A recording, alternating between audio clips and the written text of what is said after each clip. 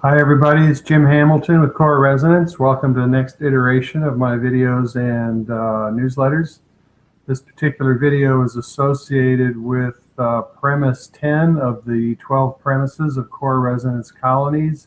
Premise 10 is Core Resonance training. Now, Core Resonance training in many respects is the foundation of what we do, and it's out of Core Resonance training that a great deal of what's been discovered about our connection with the cosmos has become available. What's interesting is I presently have 40 years background in meditation now. I started out with TM in 1973, November 1973, I believe. And when I was introduced to neurofeedback, I discovered something in the first 5 sessions that I did. And what I discovered was I was accessing non-resistance. I just finished writing the book Visionaries Thrive in All Times, which is all about our reality creating. And I started seeing shifts in my reality creating. It actually took a year to figure out what was going on. And it turned out that I was accessing non-resistance. Another big component of the whole story, if you will, is that regarding law of attraction, when you recognize the part that resistance plays in our reality creating, in other words, resistance is focus, it's a huge component of our reality creating, and just moving into non-resistance changes things dramatically. Interestingly enough, though, the mind is totally insufficient for generating non-resistance. It doesn't work that way. What we really need to do is we need to quiet the nervous system. We need to quiet the brain so that subtle connection with source becomes evident and we can build on it. So what that really means is, the way I like to explain it, in an intact connection with the cosmos, as everything else in nature is, everything in the plant kingdom, everything in the mineral kingdom, and everything in the animal kingdom except for domesticated animals, has an intact connection with the cosmos, and in that intact connection is found presence, and in that state of presence is found guidance. The humans, as I like to say, slipped their collar or whatever they did. They got out of sync with this natural state of connection. And when they did, the brain, the single biggest part of the nervous system, which actually 4 of your 5 major senses plug directly into, that nodule or that module of the nervous system converted over and began to start processing the world. In other words, surprises we don't like, so what's going on around the corner, we attempt to process the world. And what happened was, it didn't take long to discover that we got on overload in a hurry. Joe Dispenza says that the brain consciously processes about 2,000 bits of information a second, which is a very, very, very tiny number. And there's 400 billion bits of information out there, ever changing its potential. That alone tells me the brain was never designed to be a processor in the first place. So as the brain got on overload attempting to process the world, and of course we become increasingly more complex as a species in our surroundings, the brain set up the mind as a repository of automated, habitual, and reactionary responses to the world. And that's how we've come to settle into automatic. Most of our responses to life, most everything we do is automatic. Habitual and reactionary responses to virtually everything. In fact, the brain does very little learning. Crawling to walking is something the brain learns. Swimming, so it's a death-defying activity of being in the water and being able to swim. That's brain learned. Riding a bicycle is brain learned. The point is, as the brain got on overload and set up the mind as a repository of automated, habitual, and reactionary responses to the world, we settle into automation, and there's where we are as a species. What my work says is that we need to quiet the brain, knock down the static and noise and racket, and in so doing, this subtle state of connection with source becomes evident and we can build on it.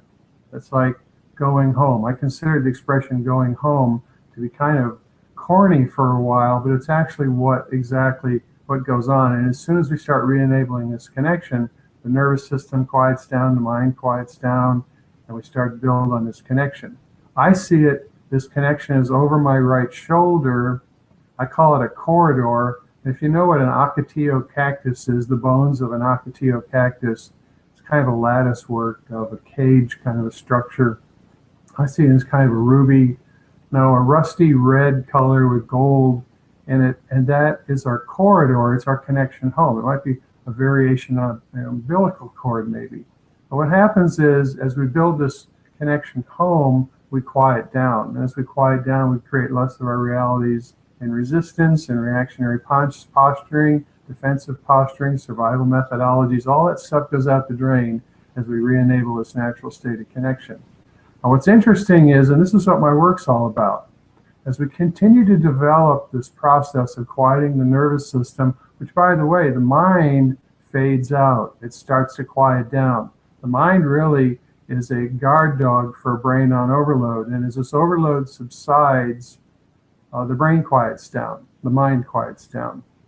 What's quite interesting is there comes a point where innate guidance, now we're building a connection home, we're building a connection to innate intelligence, and there comes a point, and I've documented the daylights out of this, where innate guidance begins to become available. What it does is it comes back down through the corridor and begins to process the world on our behalf.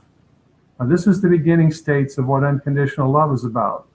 What we want in allowing innate guidance, innate intelligence, and innate guidance to process the world on our behalf, it processes all 400 billion bits of information simultaneously, if you will. And what that really means is that we become able to mesh with the whole. So you can't do it from the brain, our brain. You can't do it from the mind. The brain was never meant to process in the first place. So what we're doing is we're building a partnership. And as now there's another component of unconditional love that I've come to understand based on the work that I've been doing, and that's that unconditional love is truly toward your maker, toward the cosmos. And what does this really mean? No resistance to our maker. Unconditional love is nothing but no resistance to your maker. No distortion. What we want to do is allow innate intelligence to express through us with no distortion. Jesus, Yeshua, the whole understanding of love is about, and the kingdom, if you will, is about the idea of no resistance. And in no resistance, a whole new world awakens, becomes available. Lots of octaves of existence on this planet. Lots and lots and lots. Now, to get a little more specific about core resonance training, what we do is we give the brain exercises, and I will point out that we do not do any programming. We don't imprint anything in the brain. It's just like when you use binaural beats with biofeedback or some kinds of neurofeedback. You're using two different frequencies in each ear, and the frequencies cross in the brain, and they create a frequency inside the brain. That's imprinting, or that's programming. Core resonance training, we give the brain exercises, and we let the brain itself sort out everything.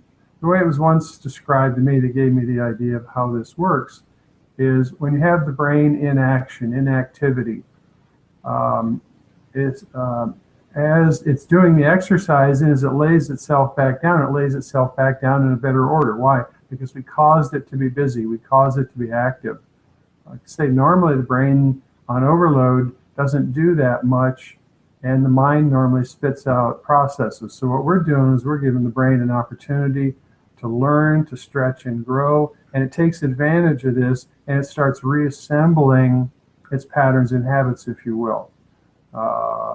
It's almost like a blueprinted engine, if you know the term from a long time ago. You take your engine apart, you balance and polish all the component parts, and next thing you know, their engine runs much, much better. They used to do this with race car engines. I'm sure they still do. The idea is to quiet the nervous system, quiet the brain so that it becomes coherent. What we do is we give the brain exercises that cause the component parts of the brain to talk to each other.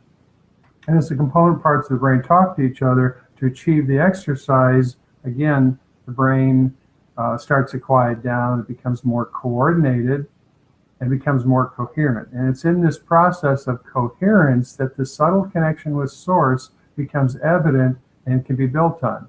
I assure you that you cannot do this with a noisy, rackety brain. And I will also say that meditation is not enough.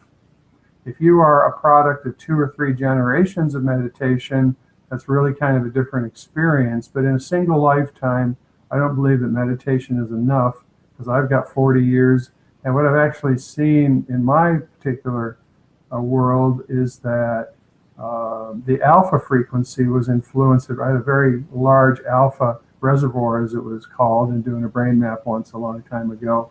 And so this capacity for receptivity is what I had.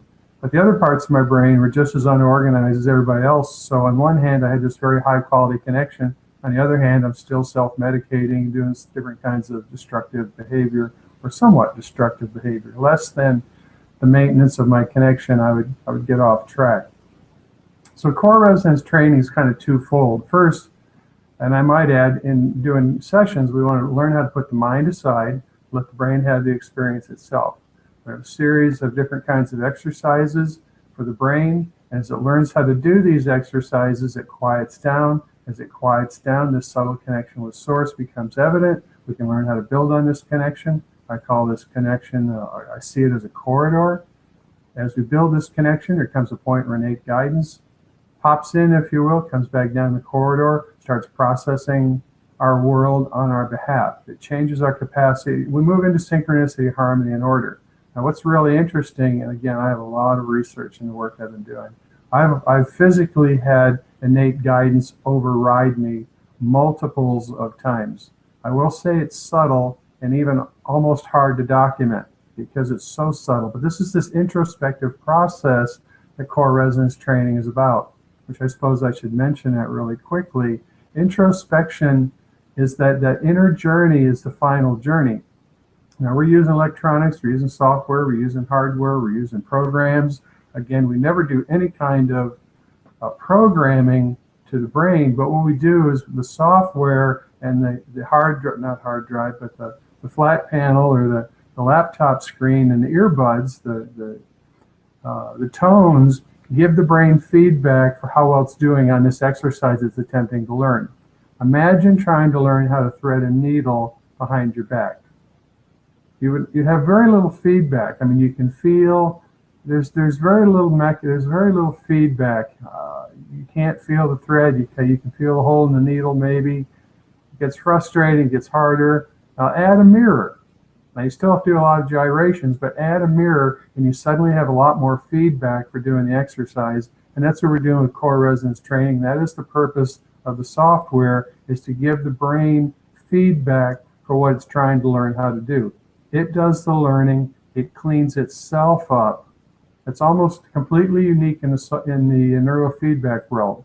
Most people use some kind of programming of some sort or another, and they don't literally let the brain clean itself up. I stumbled on this. I think there's a very small portion of the neurofeedback world that understands this, even remotely. And anyway, I want to invite you to drop in on my website. I want you to take a look at the home page and some of the work I'm doing. I have calls on Tuesday. You can access that. It's part of the free gift situation, and free cells are the keys to the universe. It's a way to be in touch. I want to wish you well. Namaste. Thank you.